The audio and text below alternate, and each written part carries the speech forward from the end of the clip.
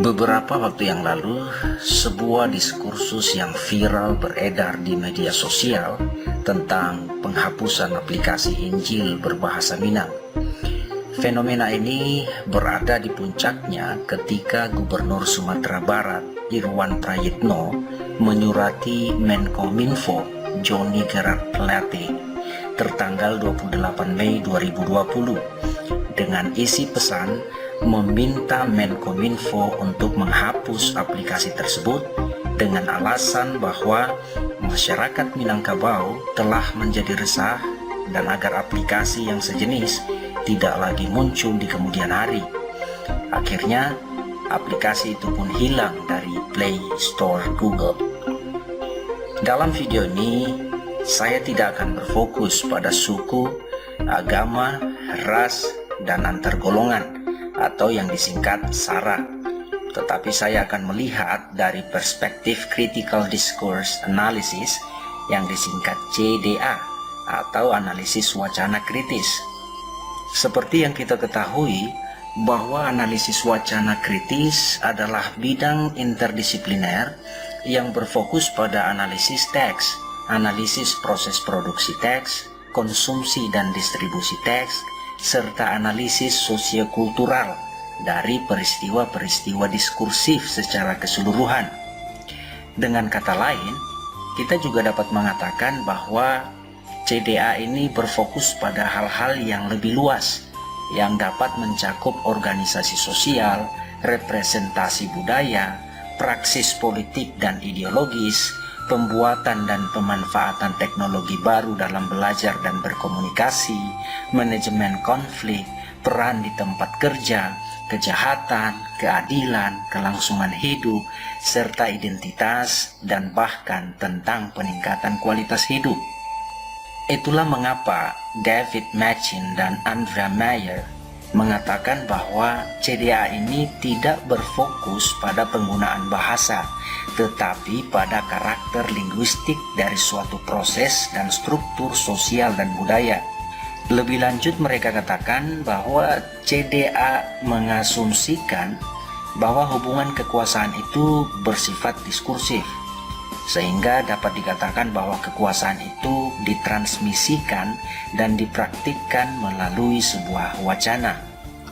Nah, dalam perspektif ini, saya akan melihat apa sebetulnya yang terjadi dari fenomena penghapusan aplikasi Injil berbahasa Minang yang viral di waktu yang lalu itu.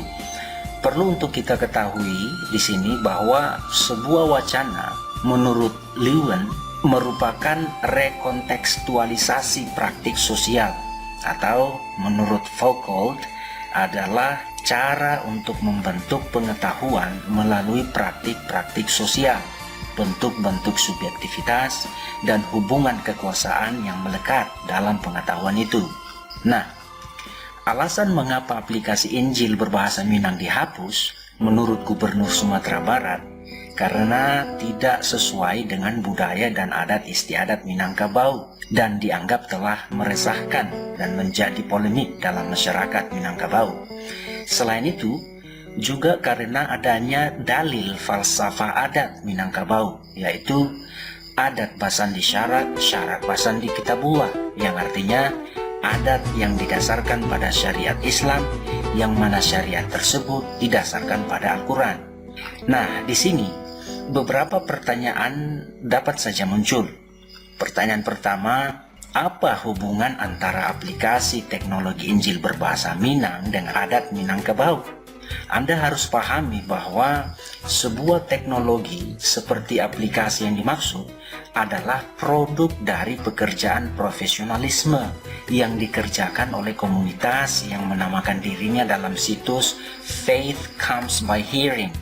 Untuk diketahui, mereka telah melakukan pekerjaan profesional itu dengan menerjemahkan kitab suci ke dalam 1354 bahasa, dan dalam bentuk aplikasi telah dipakai oleh 6,1 miliar orang di dunia yang juga memiliki etnik, budaya, dan bahasa yang berbeda-beda.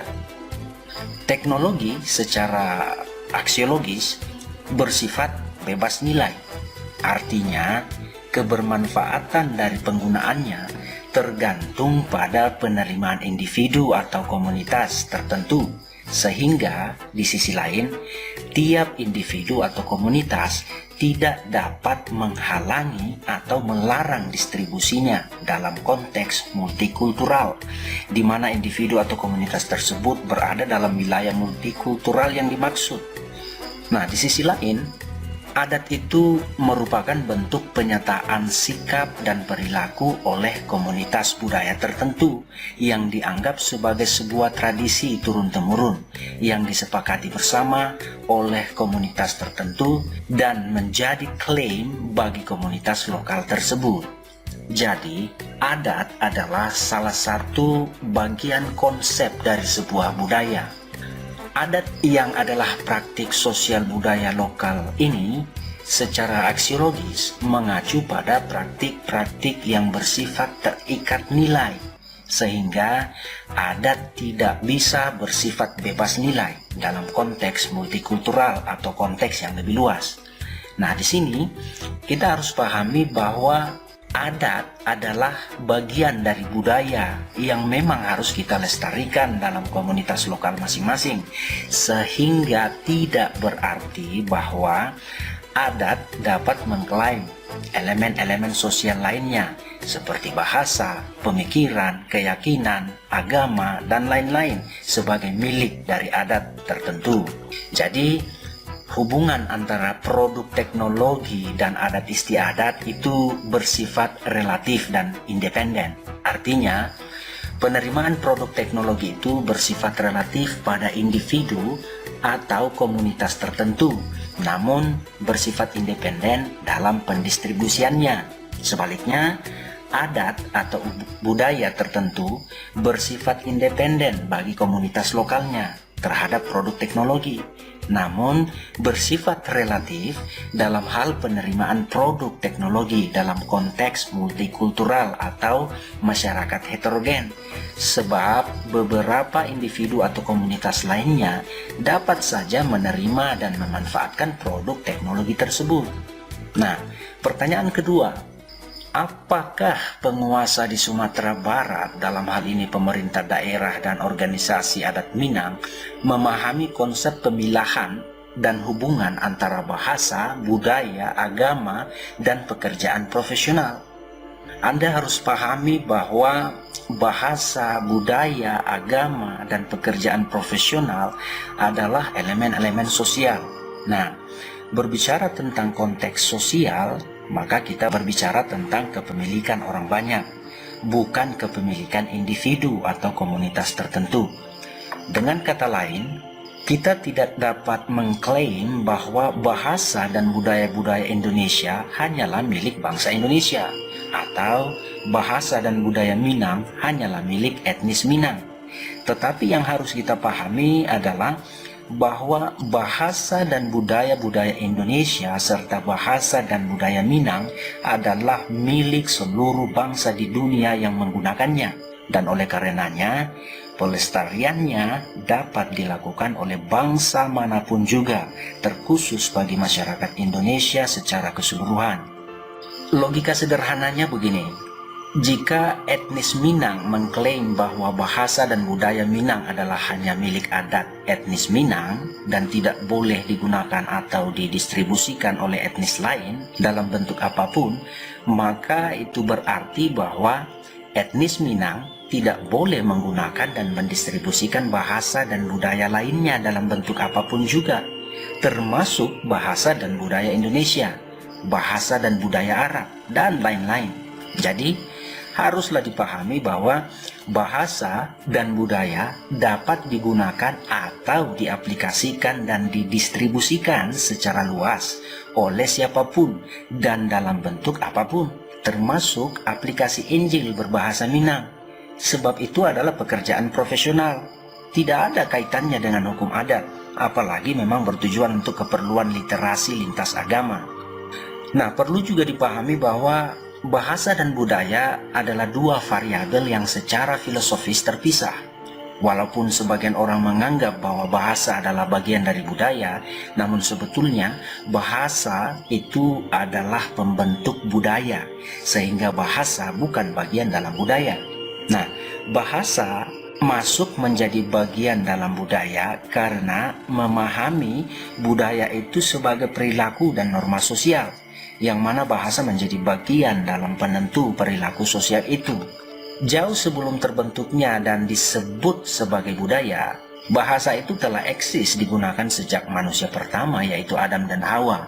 Bahasa itu secara sederhana sebagai alat komunikasi dengan makna-maknanya yang dapat dipahami bersama. Nah, makna-makna bahasa itu mempengaruhi pikiran manusia, yang selanjutnya mempengaruhi sikap dan perilaku manusia. Makna-makna yang terekspresi dalam bentuk-bentuk sikap dan perilaku itu ketika disepakati menjadi bentuk perilaku dan norma sosial, maka ketika itulah terbentuknya sebuah budaya. Selanjutnya, masyarakat Minang tidak boleh mengklaim bahwa agama Islam adalah hanya milik adat etnis Minang, dengan pemikiran bahwa karena adat Minang didasarkan pada sebuah dalil yang berbunyi adat bersandi syarak, syarak bersandi kitabullah, yang kemudian jika ada individu etnis Minang yang melanggar adat dapat dikenakan hukum adat. Nah, dalil itu hanya berlaku pada konteks lokalan, yaitu komunitas adat masyarakat Minang, dan hal itu wajar saja. Namun, masyarakat Minang tidak boleh mengklaim sebuah kepemilikan bahwa agama Islam hanya milik adat masyarakat Minang, sebab agama Islam dianut juga oleh adat dari etnis dan bangsa-bangsa lainnya. Demikian halnya, bahasa Minang tidak boleh diklaim sebagai milik agama tertentu saja, sebab siapapun etnisnya dan apapun agamanya dapat dan boleh saja menggunakan bahasa Minang. Persoalan adat dan hukumnya serta ideologinya itu adalah urusan lokal komunitas tersebut, dalam hal ini etnis Minang. Nah, dengan pemahaman seperti ini, apa yang seharusnya dapat membuat adat etnis Minang menjadi terganggu atau resah? Jika etnis Minang masih merasa resah setelah menyimak ulasan ini, maka itu berarti etnis Minang mengalami sebuah gangguan identitas atau identity disturbance, yang merupakan salah satu dari 9 kriteria borderline personality disorder atau gangguan kepribadian ambang dalam ilmu psikologi. Nah, gangguan identitas itu adalah ketidakmampuan untuk mempertahankan satu atau lebih komponen identitas utama. Selain itu, bisa juga saya anggap sebagai cultural racism atau rasisme budaya, yang adalah konsep yang telah diterapkan pada prasangka dan diskriminasi berdasarkan perbedaan budaya antar kelompok etnis atau ras, yang juga sangat erat kaitannya dengan politik. Bahkan bisa jadi etnis adat Minang sedang mengalami yang namanya religious trauma syndrome atau sindrom trauma keagamaan, yang merupakan fungsi dari penyalahgunaan kronis agama yang berbahaya dan dampak dari memutuskan hubungan seseorang dengan agama dan komunitas agama seseorang. Nah, konsep ini sama halnya dengan religious power, yaitu bagaimana orang memberikan kekuasaan satu sama lain melalui agama dengan merujuk pada hal-hal yang keberadaannya tidak dapat dibuktikan atau dipalsukan dengan cara ilmiah. Nah, dapat juga disebut dengan istilah symbolic racism, yaitu penolakan yang kuat terhadap segala bentuk tindakan afirmatif, penolakan kuat terhadap nilai-nilai egaliter, problematisasi warna kulit, menyalahkan korban, dan sebagainya. Nah, pertanyaan yang ketiga, jika pemerintah pusat melalui Kementerian Komunikasi dan Informatika melakukan permintaan Gubernur Sumatera Barat untuk menghapus aplikasi tersebut, apakah dasar hukumnya? Sepengetahuan saya, tidak ada dasar hukum untuk melakukan tindakan penghapusan sebuah aplikasi bahasa atau terjemahan bahasa keagamaan. Tetapi hal yang saya ketahui bahwa undang-undang justru meminta seluruh lapisan masyarakat untuk melakukan pengembangan, pembinaan, perlindungan, serta peningkatan fungsi bahasa seperti yang diatur di dalam Peraturan Pemerintah Republik Indonesia Nomor 57 Tahun 2014. Salah satu cara agar bahasa itu dapat dikembangkan, dibina, dilindungi, dan ditingkatkan fungsinya ya adalah melalui pemanfaatan teknologi, khususnya di era revolusi industri 4.0 dan 5.0 ini. Nah, jika Menkominfo bereaksi untuk melakukan penghapusan aplikasi Injil berbahasa Minang tersebut hanya dengan alasan karena masyarakat Minang resah, maka sikap tersebut saya anggap kekanakan dan justru melanggar undang-undang yang berlaku dan merupakan bentuk penyalahgunaan kekuasaan serta bisa saja termasuk penghinaan terhadap agama tertentu. Selain itu, alasan mengapa aplikasi Injil berbahasa Minang dihapus karena mungkin saja ada desakan dan kepentingan politis. Selain itu, bisa saja karena ketidakpahaman Menkominfo tentang konsep bahasa dan sosial budaya. Apalah gunanya terhadap kasus ini? Menkominfo mengatakan, kami akan cek dulu secara komprehensif untuk mengambil kebijakan yang sejalan dengan aturan hukum. Jika kemudian Menkominfo tidak secara jelas menyatakan pada masyarakat luas apa bentuk pelanggarannya dan alasan mengapa dikatakan melanggar undang-undang. Nah, penelitian di tahun 2017 yang diterbitkan di jurnal Culture and Religion memperlihatkan hal yang penting sehubungan dengan budaya dan agama.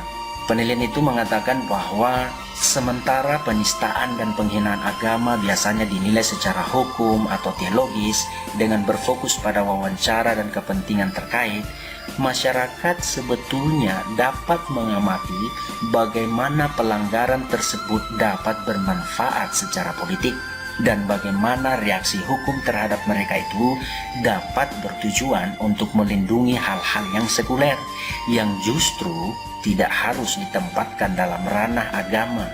Nah, dari ulasan ini, saya dapat melihat 4 hal utama penyebab mengapa aplikasi Injil berbahasa Minang ini diminta oleh Gubernur Sumatera Barat untuk dihapus dan kemudian Menkominfo pun melakukan hal tersebut.